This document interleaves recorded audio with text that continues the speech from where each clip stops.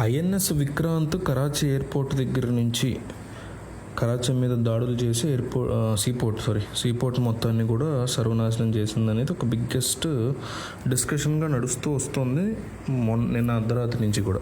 అయితే ఇది కొంతమంది నిజమని, కొంతమంది నిజం కాదని రకరకాల మాటలు వస్తున్నాయి. అసలు ఫస్ట్ ఐఎన్ఎస్ విక్రాంత్ అంటే ఏంటి, మనం ఒకసారి దాని గురించి చూస్తే 2022లో భారత్కి సంబంధించిన నేవీలోకి సర్వీస్కి దీన్ని తీసుకున్నారు. సముద్ర జలాల మీద ఒక పూర్తి డామినెన్స్ కోసం భారతదేశం మొట్టమొదటిసారి తీసుకొచ్చినటువంటి ఒక పెద్ద సెల్ఫ్ రిలయంట్ డిఫెన్స్ అంటారు అనమాట దీన్ని. దాదాపు 262 మీటర్ల పొడవు, అంటే మీకు దాదాపు 1/2 కిలోమీటర్ పొడవు ఉంటుంది. అట్లాగే 1/2 కిలోమీటర్ పైనే పొడవు ఉంటుంది. అడ్డం వచ్చేసి 62 మీటర్లు.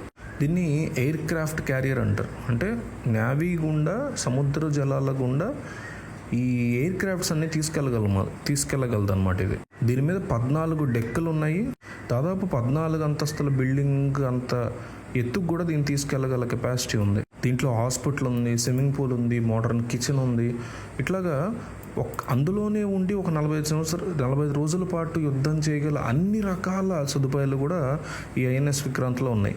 40 యుద్ధ విమానాన్ని, 40 ఫైటర్ జెట్స్ని ఒకేసారి ర్యాపిడ్గా వదలగల సత్తా ఉందన్నమాట. ఇది కమాండ్ సెంటర్ నుంచి వచ్చినటువంటి ఒక్క సింగిల్ కమాండ్ ద్వారా ఇవన్నీ కూడా చేయగలదు. ప్రస్తుతానికైతే ఇది ఎంతవరకు ఆర్మడ్గా ఉంది అంటే 32 బ్యారెక్స్ ఆఫ్ ఎయిర్ మిసైల్స్ ఉన్నాయి, 16 BrahMos super sonic cruise missiles ఉన్నాయి దీని మీద, ఒక ఓటో మెలారా నావల్ గన్ ఉంది, 4 AK-630 close in weapon systems ఉన్నాయి, 4 టార్పిడో లాంచర్స్ ఉన్నాయి. వీటన్నిటితో ఆల్రెడీ ఇది ఆర్మడ్గా సిద్ధంగా ఉంది. వీటితో పాటు సీకింగ్ లేదా ధ్రువ్ హెలికాప్టర్స్ అంటారు, అవి కూడా దీని మీద సిద్ధంగా ఉన్నాయన్నమాట.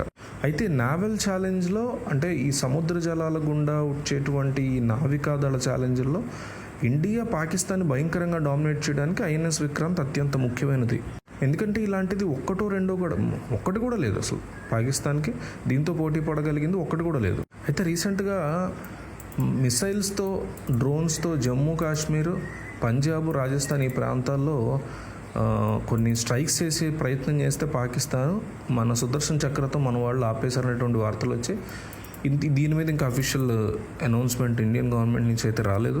కానీ పక్కాగా జరుగుతుంది మాత్రం బార్డర్స్ దగ్గర షెల్లింగ్ జరుగుతుంది. అంటే అక్కడ ఉండేటువంటి సామాన్యుల ఇళ్ల మీద పాకిస్తాన్ ఆర్మీ నీచులు విచక్షణ రహితంగా కాల్పులు జరపడం, ఆ ఇళ్ల మీద జరపడం, ఇళ్లలో పిల్లవాళ్ళు చనిపోవడం, అక్కడి నుంచి అందరూ ఊరదులు పారిపోవడం, అట్లాంటి సిచ్యువేషన్స్ అయితే ఖచ్చితంగా జరుగుతున్నాయి, అఫీషియల్గా తెలుస్తుంది.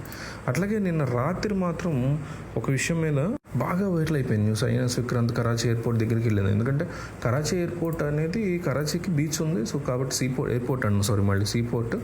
సో కరాచీకి సీపోర్ట్ అనేది ఉంది. ఆ సీపోర్ట్ ఆబ్వియస్లీ సముద్రం పక్కనే కాబట్టి అటువైపు నుంచి వెళ్ళి ఏదైతే జమ్మూలో, రాజస్థాన్లో ఈ రకమైన మిసైల్ దాడి జరిగిందో, డ్రోన్ దాడి జరిగిందో, దానికి ప్రతీకగా వెంటనే వెళ్ళి ఇండియా అక్కడ దాడి చేస్తున్నటువంటి వార్తలు విపరీతంగా నైట్ అంతా వైరల్ అయ్యాయి.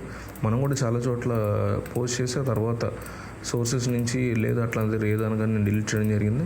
సో ఈ కైండ్ ఆఫ్ కన్ఫ్యూజన్ అయితే ఉంది. దాని మీద భారత ప్రభుత్వం ఇప్పటివరకు ఏ రకమైన కన్ఫర్మేషన్ ఇవ్వలేదు. కొంతమంది అయితే మరి దారుణంగా, మనం అలాంటి పోస్ట్ చేయలేదు, కానీ కొంతమంది దారుణంగా కరాచీ సీపోర్ట్ మొత్తం బ్లాస్ట్ అయిపోయింది, డెస్ట్రాయ్ అయిపోయిందని ఏవో గాజాకు సంబంధించి ఇంకోటి వీడియోలు పట్టుకొచ్చి అట్లా హడావుడి చేశారు. కానీ ఆ రకమైన అయితే ప్రస్తుతానికి ఏమీ జరగలేదని ఇన్ఫర్మేషన్ ఉంది. బట్ ఐఎన్ఎస్ విక్రాంత్ వస్తే మనం ఊహించిన దానికన్నా ఎంతో దెబ్బ అయితే ఖచ్చితంగా తగిలే అవకాశం ఉంటుంది పాకిస్తాన్కి, కరాచీకి, ఎస్పెషల్లీ కరాచీ ఎయిర్పోర్ట్.